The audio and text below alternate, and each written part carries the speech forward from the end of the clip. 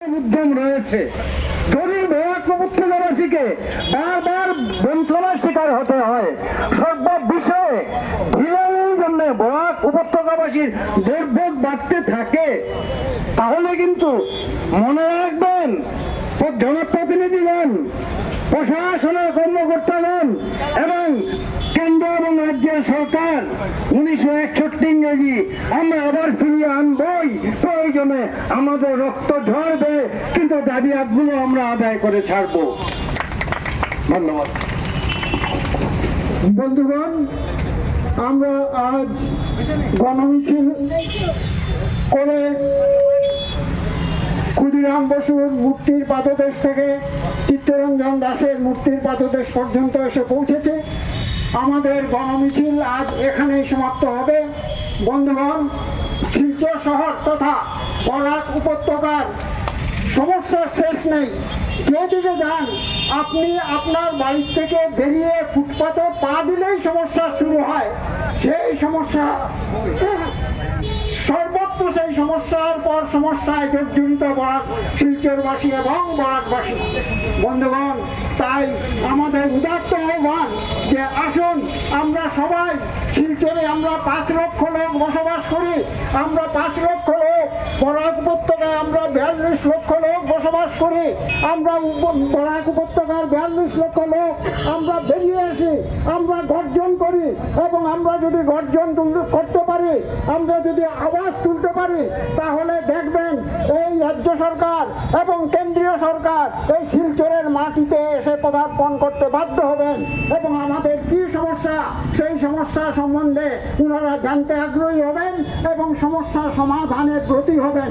বন্ধুগণ, তাই আপনাদের সবার কাছে আমাদের বিনম্র অনুরোধ যে আসুন আন্দোলন করি। আন্দোলনমুখী যদি আমরা না হই, আমাদের এইখানে কিছুদিন আগেও মাননীয় মুখ্যমন্ত্রী মহাশয় এসে বলেছিলেন আন্দোলন করার কোনো দরকার নাই, কেবল আমাদেরকে জানিয়ে দিলেই হবে, তাহলেই আপনাদের সমস্ত সমস্যার সমাধান হয়ে যাবে। আমরা অহরহ উনাকে জানাচ্ছি আমাদের সমস্যার কথা, কিন্তু কোনো সমস্যারই সমাধান হচ্ছে না। তাই বন্ধুগণ, আমাদের আন্দোলনে নাম ঝাঁপিয়ে পড়তেই হবে।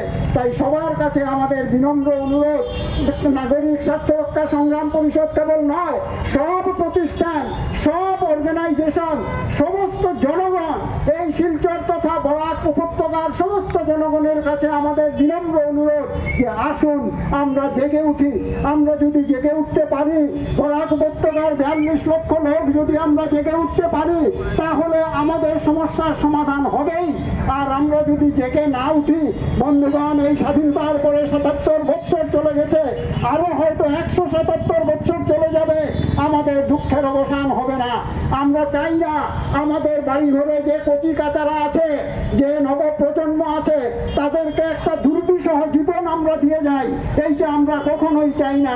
তাই আমাদের দৃঢ় বিশ্বাস যে আমরা বাড়িতে বসে থাকবো না, আমরা সব বেরিয়ে আসবো এবং আমরা আওয়াজ তুলবো যে আমাদের যে সমস্যা আছে সেই সমস্যার সমাধান করো। বন্ধুগণ, আমরা 42 লক্ষ মিলে যদি আওয়াজ তুলতে পারি, তাহলে আমাদের এই আওয়াজ দিশপুর হয়ে দিল্লি পর্যন্ত গিয়ে পৌঁছবে এবং আমাদের সমস্যার সমাধান হবে। আমরা যেন কোনো মতেই আমরা যেন বসে থাকি না, বা আমরা যেন ভয় পাই না।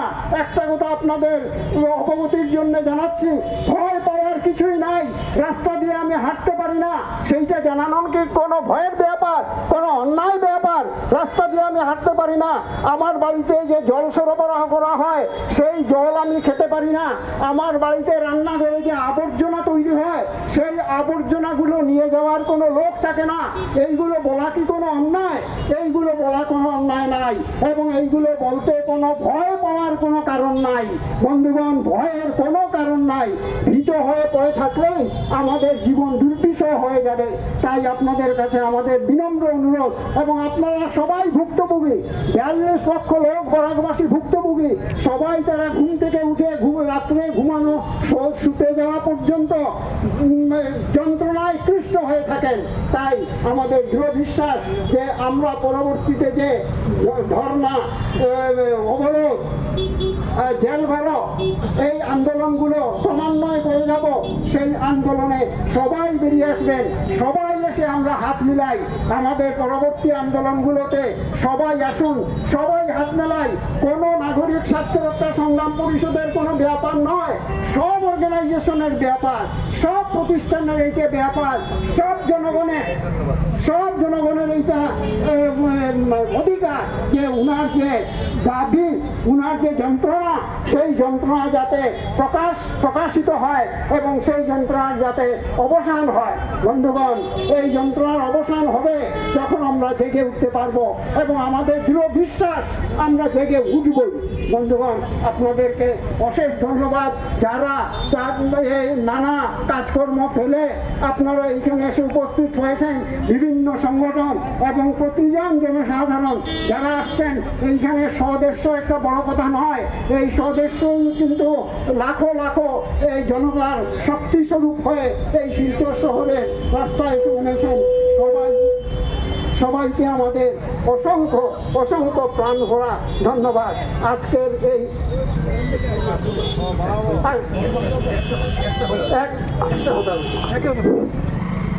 আপনাদের ধন্যবাদ জানানো হয়েছে, আমাদের ধন্যবাদ জানানো হয়েছে নাগরিক স্বার্থরক্ষা সংগ্রাম পরিষদের পক্ষ থেকে। কিন্তু আমরা মনে করি এই যে দাবিগুলো আমাদের সবার, এই কাজ মিছিলে যোগ দেওয়া, আন্দোলনে সামিল হওয়া, এটা আমাদের নিজ নিজ দায়িত্ব, নিজের কাজ। কাজে আমরা ধন্যবাদের অপেক্ষা রাখছি না, এটা আমাদের কাজ বলে আমরা এগিয়ে এসেছি। ভবিষ্যতে আরো বহু সংখ্যক লোকজন এগিয়ে আসবেন। শুধু শিলচরবাসী নাগরিক বৃন্দ, আপনারা দেখলেন যে একটা মিছিল শুরু হয়েছিল ক্ষুদিরাম মূর্তির পাদদেশ থেকে এবং শেষ হয়েছে চিত্তরঞ্জন দাসের মূর্তির পাদদেশে এসে, এবং তারা তাদের থেকে শুরু করে শেষ করার পেছনের যে কাজটুকু, যে তারাই আমাদের পেছনে একটা শক্তি সঞ্চয় করে যান। কিসের শক্তি? কারণ কোনো নাগরিক, কোনো বঞ্চনা তাদের নিয়তি হতে পারে না। সভ্য সমাজে কোনো নাগরিকদের নিয়তি কখনো বঞ্চনা হতে পারে না।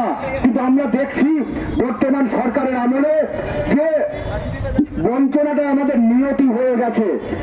অল্প বৃষ্টিতে ডুবে যায় এই শহর।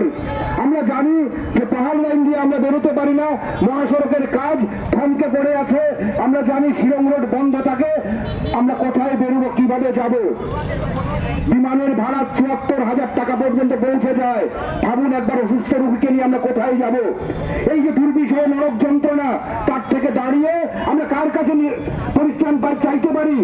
আমরা বারবার চাইছি সরকার আমাদের এই জিনিসগুলো দেখুন, কিন্তু সরকার বধির হয়ে আছে। আমরা জানি বধিরের কাছে যখন কথাগুলো পৌঁছে দিতে হয়, তখন গলার স্বরটা আরো চড়িয়ে দিতে হয়, উঁচু করতে হয়। তাই বন্ধুগণ, আপনারা দেখেছেন 2022-এর ভুক্তভোগী আপনারা, এবং এই উপত্যকায় এই শহরে এমন কেউ নেই যিনি 2022-এর যে বন্যায় ক্ষতিগ্রস্ত হননি। কিন্তু তারপরেও আমরা দেখি যে আমাদের সেই যে দুর্ভাবনা, সেই যে যন্ত্রণা, সেই ক্ষতি, তো সে ব্যাপারে সরকার নীরব থাকেন। কারণ এবারে যখন জলের জল বেড়ে যায় বোয়াক নদীতে, আমরা শঙ্কিত হয়ে পড়ি। প্রত্যেক মানুষের মুখে চোখে বিভীষিকার ছবি আমরা দেখতে পাই। সেটা কথা ছিল না বন্ধুগণ। সরকারের উচিত ছিল 2022 থেকে শিক্ষা নিয়ে অতি দ্রুত সেই কাজ সম্পন্ন করার, কিন্তু বারবার বলা সত্ত্বেও সরকার শুনেননি। তাই আমরা এই মিছিল থেকে আওয়াজ দিচ্ছি, মিছিল থেকে দাবি জানাচ্ছি সরকারের কাছে, আপনি যদি না শুনেন তাহলে আপনাদের শোনাতে বাধ্য করার জন্য আমাদের যা যা করার প্রয়োজন আমরা সেটা করব। এবং সেই জায়গাতে আমরা বলছি যে আপনি বধির থাকার অভিনয় করতে পারেন, ইচ্ছা প্রকাশ করতে পারেন, কিন্তু যন্ত্রণা বয়ে বেড়াবার কোনো শখ আমরা পালন করব না। দীর্ঘদিন থেকে যন্ত্রণা বয়ে বেরিয়ে জীবনকে যাপন করার কোনো জায়গা আমাদের নেই।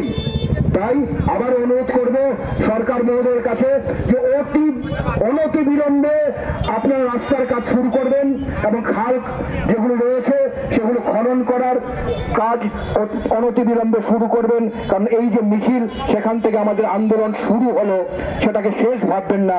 এখানে এসে যে আমাদের প্রতিচিহ্ন নিলাম সেটা শুধু আগামী দিনের যে কর্মসূচি রয়েছে সেটাতে এগিয়ে যাবার জন্যই।